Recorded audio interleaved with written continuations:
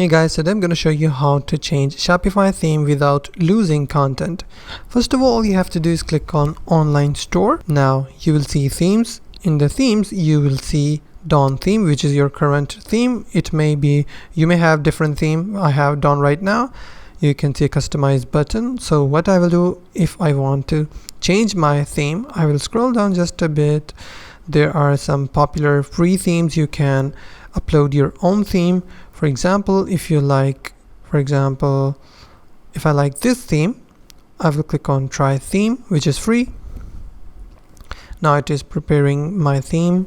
I have to wait a bit. Now it is showing me how my website layout will look like after that. All I have to do is click on publish on the top right corner.